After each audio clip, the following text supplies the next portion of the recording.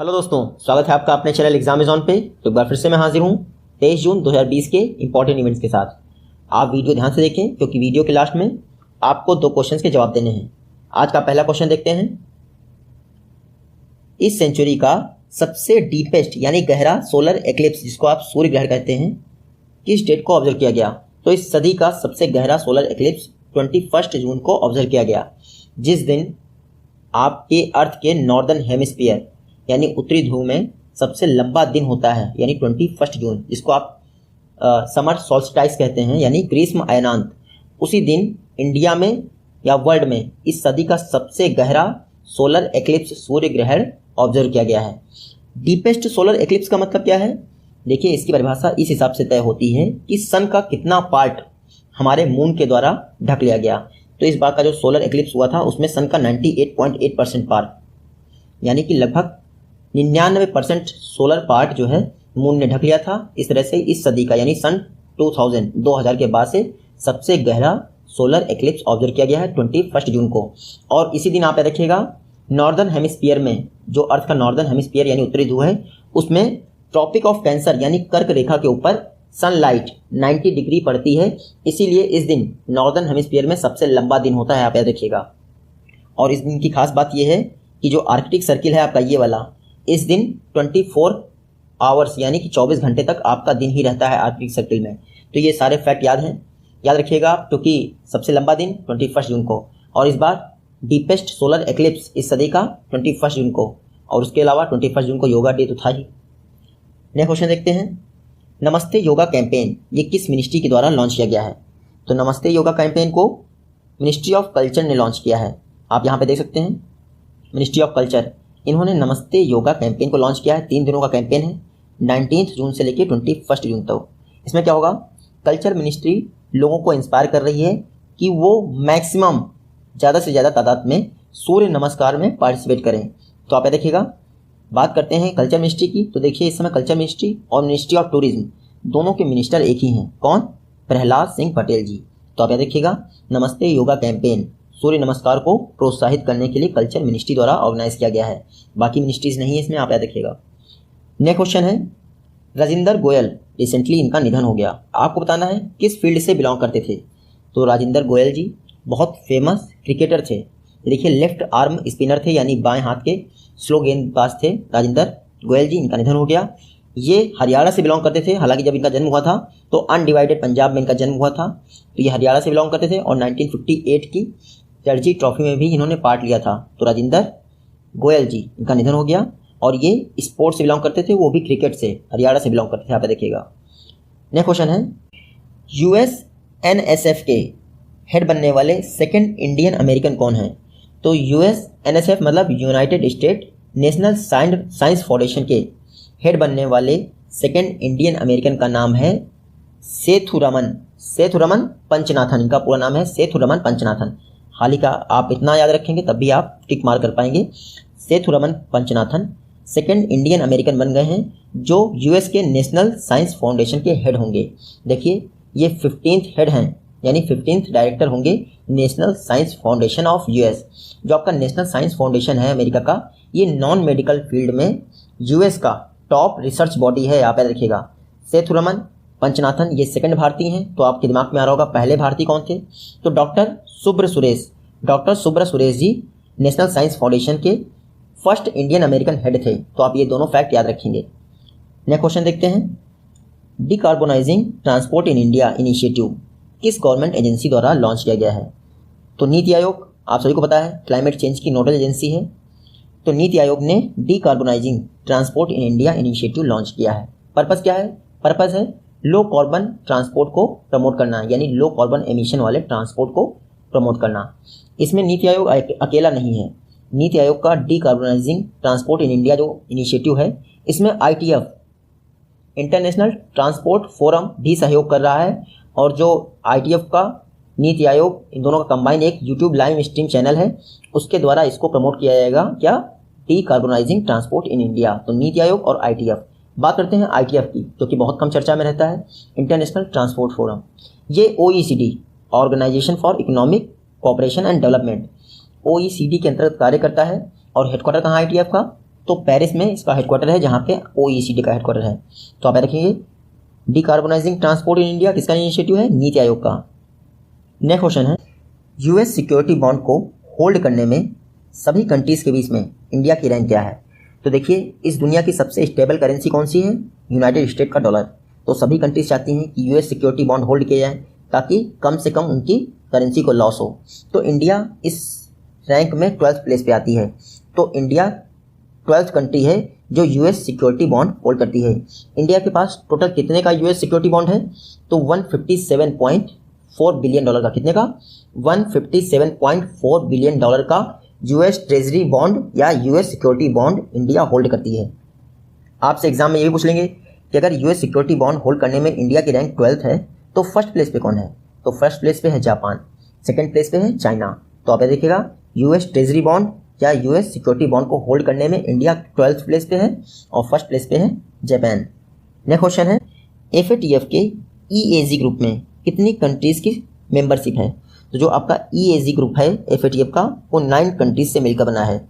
EAZ का full form मैं आपको बता दूं, Eurasian group on combating money laundering and financing of terrorism. क्या फुल फॉर्म है EAZ का? Eurasian group on combating money laundering and financing of terrorism. देखिए, ये FATF का एक ग्रुप है। FATF का फुल फॉर्म आप यहाँ से देख लीजिए। इसमें टोटल 9 मेंबर कंट्रीज हैं। EAZ एक रीजनल ग्रुप है जिसमें इंडिया भी पार्ट लेता है। रिसेंटली इसकी 32nd बैठक हुई जिसमें इंडिया के इन्फोर्समेंट डायरेक्टरेट ने पार्टिसिपेट किया और इस विषय पर चर्चा हुई कि मनी लॉन्ड्रिंग और टेरर फाइनेंसिंग को कैसे रोका जाए। तो आप याद रखिएगा EAZ में टोटल 9 मेंबर कंट्रीज हैं और ये एक रीजनल ग्रुप है किसका? FATF का।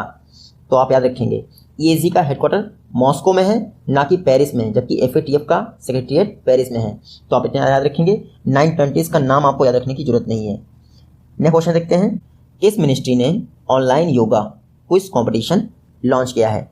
Recently ministry of human resource and development, जिसके मिनिस्टर हैं रमेश सिंह पोखरियाल, जिनको हम निशंक के नाम से जानते हैं, उन्होंने online yoga quiz competition launch किया है। और इसको रन कौन करेगा?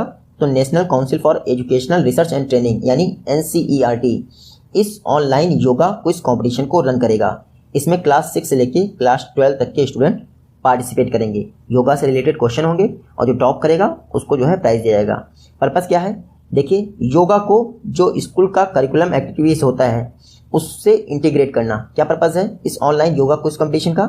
योगा को स्कूल के करिकुलम एक्टिविटीज में इंटीग्रेट करना, ये है पर्पस आपके ऑनलाइन योगा क्विज कंपटीशन का। इसको रन किया जाएगा NCERT के द्वारा और लॉन्च किया गया है ministry of human resource and development के द्वारा, जिसके मिनिस्टर कौन है? रमेश सिंह पोखरियाल, जिनको आप निशंक के नाम से जानते हैं। क्लास 6 से लेकर क्लास 12 तक के बच्चे पार्टिसिपेट करेंगे। नेक्स्ट क्वेश्चन है, RBI के नए ऑर्डर के अनुसार जो आपकी PMC बैंक यानी Punjab and Maharashtra cooperative bank है, उस पर नेक्स्ट 6 मंथ के लिए क्या विड्रॉल लिमिट तय की गई है? अभी तक 50,000 की विड्रॉल लिमिट थी। 6 मंथ से इस पर बैन लगा हुआ था कि आप 50,000 ही निकाल सकते हैं। अब ये विड्रॉल लिमिट बढ़ाकर 1 लाख तक कर दी गई है और अगले 6 महीने तक, यानी अगले 6 माह तक आप इस बैंक से मैक्सिमम 1 लाख रुपए ही निकाल सकते हैं। फिनांस मिनिस्ट्री ने कहा है कि इस तरह से इस बैंक के लगभग 78% कस्टमर्स 100% कवर हो जाएंगे। मतलब 78% कस्टमर इस बैंक में ऐसे हैं जिनका 1 लाख तक का ही अमाउंट इसमें जमा है। इसका मतलब वो अपना पूरा पैसा निकाल सकते हैं। तो RBI ने PMC बैंक यानी Punjab and Maharashtra cooperative bank पर 6 माह के लिए और ये बाउंडेशन बढ़ा दिया है। हालांकि थोड़ा सा ईज किया है विड्रॉल लिमिट में, 1 लाख तक रुपए आप निकाल सकते हैं। तो आप याद रखिएगा। बात करते हैं RBI की, तो RBI की कुछ न्यूज़ और चर्चा में है। कुछ दिन पहले ही RBI के सेंट्रल बोर्ड के डायरेक्टर के तौर पर नटराजन चंद्रशेखरन को रीअपॉइंट किया गया है। क्या? नटराजन चंद्रशेखरन को RBI के सेंट्रल बोर्ड के डायरेक्टर के तौर पर रीअपॉइंट किया गया है और ये किससे बिलोंग करते हैं? TCS के CEO हैं। तो आप याद रखिएगा। RBI की बात करें तो हिल्टन यंग कमीशन की सिफारिश पर RBI एक्ट 1934 के द्वारा 1 अप्रैल 1935 को RBI की स्थापना हुई थी। कहाँ पे? कोलकाता में। 1937 में इसका हेडक्वार्टर कोलकाता से ट्रांसफर किया गया और मुंबई भेज दिया गया। 1949 में RBI का नेशनलाइजेशन हुआ। 1949 में बैंकिंग रेगुलेशन एक्ट भी पास हुआ था। तो ये दोनों फैक्ट आप देखिएगा। RBI की जो सेकेंड शेड्यूल है, सेकेंड शेड्यूल, उसी में सारी शेड्यूल कॉमर्शियल बैंक जो है लिस्टेड रहती हैं। आप याद रखिएगा। RBI के फर्स्ट गवर्नर कौन थे? Osborne Smith. फर्स्ट भारतीय गवर्नर कौन थे? CD देशमुख। और वर्तमान में 25th RBI गवर्नर कौन है? शक्तिकांत दास जी। तो ये सारे फैक्ट आरबीआई से रिलेटेड हैं, आप याद रखिएगा। नेक्स्ट क्वेश्चन है ITF इंटरनेशनल टेनिस फेडरेशन के world tennis tour players panel में किस भारतीय को सिलेक्ट किया गया है?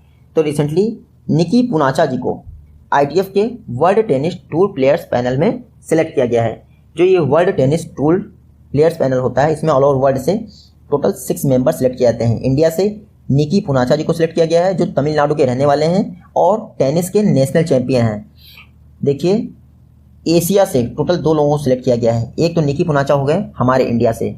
अगर आपसे एग्जाम में ये पूछ ले कि दूसरे प्लेयर कौन से हैं जो इंडिया से सिलेक्ट किए गए हैं, तो ताइवान से सिलेक्ट किए गए हैं टी शेन। क्या नाम है? T Shane. और ये जो वर्ल्ड टेनिस टूर प्लेयर है, इसके हेड कौन है? तो इसके हेड होंगे मार्क वुडफोर्ड।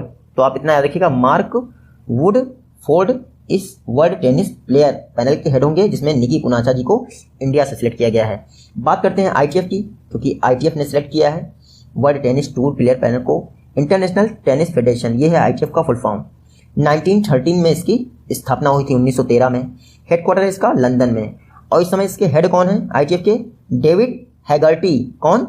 David Haggerty. तो आप याद रखिएगा। नेक्स्ट क्वेश्चन है नीति आयोग ने जो माइग्रेंट वर्कर्स हैं उनको जॉब प्रोवाइड करने के लिए एक प्लेटफॉर्म डेवलप करने के लिए किसकी अध्यक्षता में एक कमेटी बनाई है?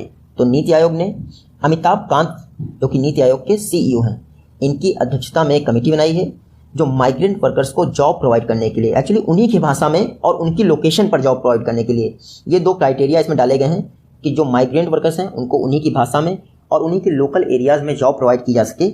इसके लिए आप एक प्लेटफॉर्म डेवलप कीजिए। तो इसके लिए नीति आयोग ने अमिताभ कांत की अध्यक्षता में एक कमेटी बनाई है। इसमें गूगल से, माइक्रोसॉफ्ट से, एप्पल से कई सारे टेक्नीशियंस शामिल किए गए हैं। तो अमिताभ कांत जी की अध्यक्षता में एक कमेटी बनाई गई है नीति आयोग के द्वारा, जो माइग्रेंट वर्कर्स हैं उनको उन्हीं की भाषा में और उन्हीं के स्थान पर यानी लोकल एरियाज़ में जॉब प्रोवाइड करने के लिए एक प्लेटफॉर्म डेवलप करेंगे। तो आप याद रखिएगा। अब बात करते हैं नीति आयोग की। नीति आयोग की बात मैंने उस समय इसलिए नहीं की थी क्योंकि यहाँ पर करनी थी। नीति, इसका फुल फॉर्म क्या है? National institution for transforming India. 1 जनवरी 2015 को इसकी स्थापना हुई थी। इसके चेयरपर्सन हमेशा प्राइम मिनिस्टर जी रहते हैं। वाइस चेयरमैन कौन है इस समय? डॉक्टर राजीव कुमार जी। और CEO मैंने आपको बता दिया, अमिताभ कांत जी हैं CEO। इसमें कभी आपसे एग्जाम में पूछ सकता है परमानेंट मेंबर कितने होते हैं? तो 5 होते हैं परमानेंट मेंबर, और जो एक्स ऑफिशियो मेंबर होते हैं वो होते हैं 4। तो इतना अंतर आप देखिएगा। और नीति आयोग का फुल फॉर्म मैंने आपको बता दिया, national institution for transforming India. Next question है जिम्बाब्वे में इंडिया के एम्बेसडर कौन अपॉइंट हुए हैं? तो इस समय बहुत सारे एम्बेसडर अपॉइंट हो रहे हैं, आपको आसानी से याद हो जाएगा, आप बस रेगुलर वीडियो देखते रहिएगा। जिम्बाब्वे में इंडिया के नए एम्बेसडर अपॉइंट हुए हैं विजय खंडूजा जी। कौन? विजय खंडूजा जी जिम्बाब्वे में इंडिया के नए एम्बेसडर अपॉइंट हुए हैं। ये हैं विजय खंडूजा जी, जिम्बाब्वे में इंडिया के नए एम्बेसडर। इन्होंने किसकी जगह ली है? तो आर मस्कुई जी की जगह ली है इन्होंने जिम्बाब्वे में। इसके अलावा ये संतोष झा जी, मैंने आपको पढ़ाया था, बेल्जियम में इंडिया के एम्बेसडर अपॉइंट हुए हैं संतोष झा जी।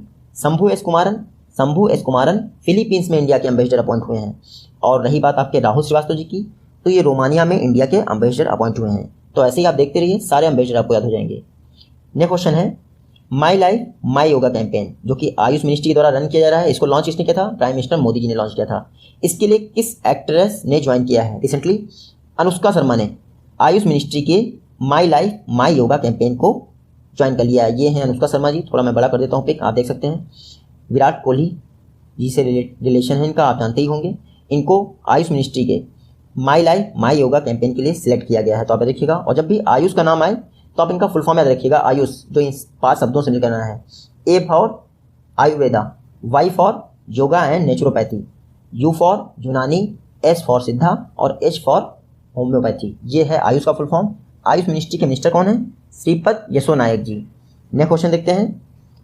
हुंडई मोटर्स ने जो कार लोन का प्रोसेस होता है उसको डिजिटल करने के लिए किस बैंक के साथ पार्टनरशिप की है? तो कई सारी कार कंपनीज इसमें डिफरेंट बैंकों के साथ पार्टनरशिप कर रही हैं। आप कितनी बैंक का याद रखेंगे लिखिएगा नहीं, लेकिन आप बस देखते रहिए। रिसेंटली हुंडई मोटर्स ने अपने कार लोन प्रोसेस को डिजिटल फॉर्मेट में कन्वर्ट करने के लिए HDFC बैंक के साथ समझौता किया है।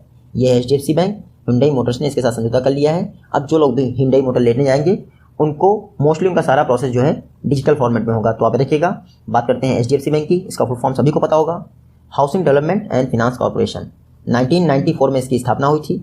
हेडक्वार्टर इसका मुंबई में है और इस समय CEO कौन है? आदित्य पुरी जी। नेक्स्ट क्वेश्चन देखते हैं। वर्ल्ड हाइड्रोग्राफी डे, एक दिन पहले मैंने जब आपको पढ़ाया प्रीवियस वीडियो में तो मैंने बताया था किस दिन ऑब्जर्व किया गया। तो वर्ल्ड हाइड्रोग्राफी डे 21 जून को ऑब्जर्व किया गया। इसी दिन 3 और दिन मनाए गए आपके, 3 और days, yoga day, world music day और फादर्स डे। तो आप देखते हैं योगा, म्यूजिक, फादर और हाइड्रोग्राफी एक ही दिन ऑब्जर्व किया जाता है 21 जून को। इस बार का जो हाइड्रोग्राफी डे का थीम था वो आप याद रखिएगा, इनेबलिंग ऑटोनॉमस टेक्नोलॉजीज। क्या? इनेबलिंग ऑटोनॉमस टेक्नोलॉजीज, ये था आपके वर्ल्ड हाइड्रोग्राफी डे का थीम। और बाकी मैंने आपको 3 डेज बता दिए, yoga, music and father's day. Next question है, India S-400 anti missile defence system किस कंट्री से परचेज कर रहा है? ये एक एंटी मिसाइल डिफेंस सिस्टम है जो 400 किलोमीटर की रेंज में किसी भी दुश्मन की मिसाइल को हिट कर सकता है और 600 किलोमीटर की रेंज से ही ट्रैक कर सकता है उनको। तो आप देख सकते हैं कितना बेहतरीन है। इंडिया रसिया से जो है ये S-400 anti missile defence system purchase कर रहा है, यानी ये मिसाइल डिफेंस सिस्टम किसका है? रशिया का। इसके अलावा एक और मिसाइल डिफेंस सिस्टम चर्चा में है, THAAD, THAAD। ये जो है अमेरिका का मिसाइल डिफेंस सिस्टम है, साउथ कोरिया में इंस्टॉल्ड है। इस समय हमारे राजनाथ सिंह जी डिफेंस मिनिस्टर, जो वर्ल्ड वॉर सेकेंड का 75th victory day parade Russia के मॉस्को में ऑर्गेनाइज हो रहा है, उसमें पार्ट लेने के लिए हमारे डिफेंस मिनिस्टर राजनाथ सिंह जी गए हैं। इसके अलावा आपको याद होगा RIC, रशिया इंडिया चाइना की 17th मिनिस्ट्रियल बैठक हो रही है। इसमें जो है S जयशंकर जी ने इंडिया को वर्चुअल तरीके से रिप्रेजेंट किया है। तो आप ये सारे फैक्ट याद रखिएगा, किसी न किसी एग्जाम में कहीं ना कहीं से कोरिलेट हो जाएंगे। तो S-400 मिसाइल सिस्टम रशिया से बिलोंग करता है। नेक्स्ट क्वेश्चन है, इस स्टेट गवर्नमेंट ने चाइनीज कंपनीज के 5,000 करोड़ के प्रोजेक्ट को होल्ड कर दिया है, कैंसिल नहीं किया है, होल्ड कर दिया है। तो रिसेंटली महाराष्ट्र ने चाइनीज कंपनी के 5,000 करोड़ के प्रोजेक्ट को होल्ड कर दिया है। इसमें सबसे ज़्यादा लॉस हुआ है चाइना की एक कंपनी है जिसका नाम है ग्रेट वॉल मोटर्स। ये पुणे में एक ऑटोमोबाइल मैन्युफैक्चरिंग प्लांट बना रही थी 3,000 करोड़ का, उसको भी होल्ड पे डाल दिया है। क्या नाम था कंपनी का? Great wall Motors. ये चाइना की कंपनी है। कुछ दिन पहले ही एक इन्वेस्टमेंट फोरम का आयोजन हुआ था महाराष्ट्र गवर्नमेंट ने, क्या नाम था उसका? मैग्नेटिक महाराष्ट्र 2.0। तो आप देखिएगा मैग्नेटिक महाराष्ट्र 2.0 कह सकते हैं हम इसको। महाराष्ट्र गवर्नमेंट ने इसको ऑर्गेनाइज किया था, जिसमें चाइना से 5,000 करोड़ का इन्वेस्टमेंट आया था। अब गलवान वैली में जो स्टैंड ऑफ चल रहा है उसके चलते इस पर रोक लगा दी गई है। कुछ दिनों में शायद ये रोक हट जाए क्योंकि बहुत बड़ा प्रोजेक्ट है। तो आप देखिएगा। महाराष्ट्र की बात करें तो मैंने आपको बताया था air vanity mobile app Maharashtra के कहाँ पे? मुंबई में लॉन्च किया गया है, वेंटिलेटर्स और ICU बेड्स की जानकारी देने के लिए। उसके अलावा iFlow नाम का जो है सिस्टम डेवलप किया गया है आपके महाराष्ट्र में, मुंबई के लिए जो अर्ली वार्निंग बाढ़ सिस्टम है, फ्लड मैनेजमेंट सिस्टम है, उसके विषय में इन्फॉर्मेशन देने के लिए। तो आप देखिएगा iFlow और एयर वेंटी मुंबई से रिलेटेड है। नेक्स्ट क्वेश्चन देखते हैं, WWE यानी वर्ल्ड रेसलिंग एंटरटेनमेंट, इसमें डेड मैन किसको कहा जाता है? तो आप सभी को पता होगा, दी अंडरटेकर। ये है अंडरटेकर। ये आप रोमन रेन देखिए, इनको बिग डॉग कहा जाता है। तो आप देखिएगा अंडरटेकर, इन्होंने प्रोफेशनल रेसलिंग से अपना रिटायरमेंट अनाउंस कर दिया है, इसलिए चर्चा में है। तो अंडरटेकर को डेड मैन के नाम से जाना जाता है। इन्होंने प्रोफेशनल रेसलिंग से अपना रिटायरमेंट अनाउंस कर दिया है। ये अमेरिका से बिलोंग करते हैं। तो आप इतने फैक्ट याद रखेंगे। ये प्रीवियस वीडियो का क्वेश्चन है और ये आज की वीडियो से क्वेश्चन है। आई होप कि आप इनका जवाब दे पाएंगे। इसमें से एक मैं आपको बताना भूल गया था, PMC जो आपकी PMC बैंक है, इसका हेडक्वार्टर मुंबई में ही है। हालांकि मैंने आपको बताया था पंजाब और महाराष्ट्र ये बैंक जो है मुंबई में हेडक्वार्टर है। मिलते हैं आपसे अपनी नेक्स्ट वीडियो में, तब तक के लिए take care, good bye and Jai Hind.